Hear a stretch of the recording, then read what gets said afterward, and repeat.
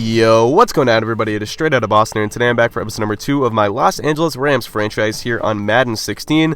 So we are moving forward into the first offseason, and you can see we've got plenty of top-tier guys to re-sign. Priority number 1 was Nick Fairley. I mentioned it in the last episode, but I want to continue to build this team around that stud front four that they have, and that includes Nick Fairley, who they got from Detroit, of course, last offseason. So we're going to sign him to an extension. We're also going to try and get William Hayes back on an extension as well. He is the veteran of the bunch, but still he is our starting left end, and I wanted to get him back. Janoris Jenkins as well, one of our better defensive backs. Definitely wanted to re-sign him, so I gave him a 4-year offer. Greg Zuerlein, I gave a 4-year offer that totaled out about $6 million. He was not too happy with that. He would actually decline and elect to go to free agency. Rodney McLeod Jr., part of that secondary that I think is pretty solid, but definitely could use some improvement. But, you know, he's a solid starter. He was not looking for too much money, so I decided I would give him a contract. Not a lot of guaranteed money in that deal, so that if I do want to upgrade at free safety, you know, I can cut him really without too much penalty. And the rest of these guys, the bottom of the roster, I really, didn't want to re-sign a lot of these guys. Benny Cunningham I actually tried to get back, but he didn't even want that offer that I gave him. It was a pretty low-ball offer. But I just didn't want to devote too much cap space before we started free agency to the bottom of the roster. I thought we could probably find backups for a lot cheaper than what most of these dudes were asking for. So I just figured, you know what, I'll elect to, pass up on re-signing most of these players and then hopefully devote some of that cap space to the top of our roster in a free agency. So here we go now. You can see Nick Fairley, Willie Hayes, Janoris Jenkins, Rodney McLeod Jr., they all re-sign. Cunningham, Fulcarts, and Zuerlein all decline our offers. They will elect to go to free agency along with the rest of the guys who we did not offer contracts to. And then we are going to hit the start of free agency here. So you're going to see me going through the list of the top guys. A lot of them were at positions that I felt we really didn't need an upgrade at, like Malik Jackson. You know, we could have given him a big contract, but it really would have been unnecessary to improve that front four. Kalichi Asmele, I thought maybe could have been a good option, but I really didn't want to invest so much money in a guard. I don't think that's a really efficient use of money or use of funds. Josh Gordon was a guy I looked at. Marvin Jones, James Jones. I thought, we could add a receiver here instead of drafting one. And, maybe we could just address that need now instead of having to worry about it in the NFL draft. You can see some other names here: Rashard Matthews, Kamar Aiken, Percy Harvin. Some interesting names, but ultimately didn't decide to offer anyone a big contract quite yet. Tight end, another spot I thought, we could use a third tight end. We have Kendricks and our man Jared Cook, of course, but definitely want 3 tight ends on the roster. Looking at some of these guys, wasn't too impressed with any of their ratings, but Donald Penn was a guy that I thought it would be a perfect addition to our team. A good pass blocker, could fill in at left tackle, a veteran, not looking for a long-term deal, and not looking for a ton of money either. I thought he was a pretty solid starter and would be a good addition to the bunch. So we offer him a 2-year, $25 million contract with about $5 million guaranteed. And then Uche Nwaneri, God, if I could pronounce that name, a right guard, a starting caliber right guard I thought would be another good addition to the team. I'm not really looking for studs at the guard spots or really in the interior of the line. I think if you just get solid starters there, you don't really need to do too much more than that. Greg Zuerlein, I decided to cave in and just meet his demand because I wanted him back. He's got great kick power. Lance Briggs, I was looking at here. I thought he could be our starting right outside linebacker for at least year number 2. Definitely an old guy, not a guy who we're going to look to, be our starting outside linebacker for years to come.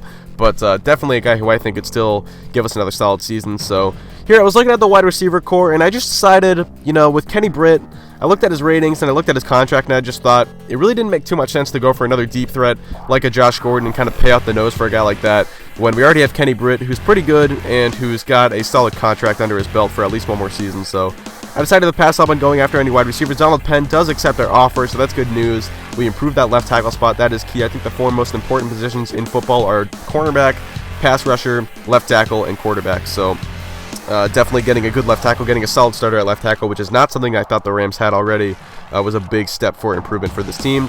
And you can see here I'm still looking at cornerbacks. Travis Benjamin was another guy I thought about signing. I liked some of his ratings. Good speed, good catching, good route running. But just looking for more money than I kind of wanted to give him. And 4 years and, guaranteeing a contract to him, to a guy who probably would have been a 4th receiver for us, I just didn't think was a good idea. So ultimately passed on signing any wide receivers there.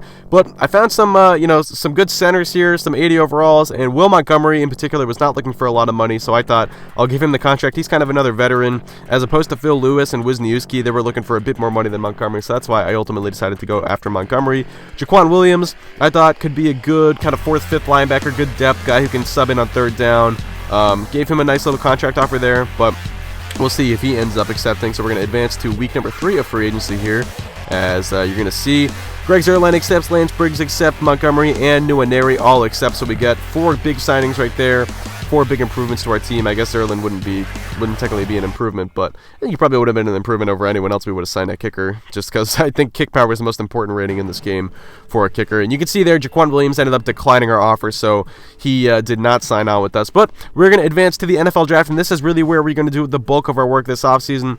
We have the number 4 pick in the draft, of course, so we're going to advance to the number 4 pick, see who gets picked. Jackson Finnegan goes number 1 to the Houston Texans at quarterback. The Browns take the Ravens take a defensive tackle, and the Vikings go with left tackle. So after that, I was looking at some of the left tackles here. The quarterbacks that I liked were mainly like late first round, early second round guys. So I thought with the first pick I had, I wanted to look at left tackle, but the left tackles I really didn't like here. And then I was looking at the quarterbacks, and I just thought, it might make the most sense for us to trade down. And so I went to the Dallas Cowboys offer. We trade down to the number 12 pick. I actually had better offers, but I thought it was more realistic to, because we were going to fleece some of the other teams just to trade down like 4 spots in the draft. I thought that one made the most sense.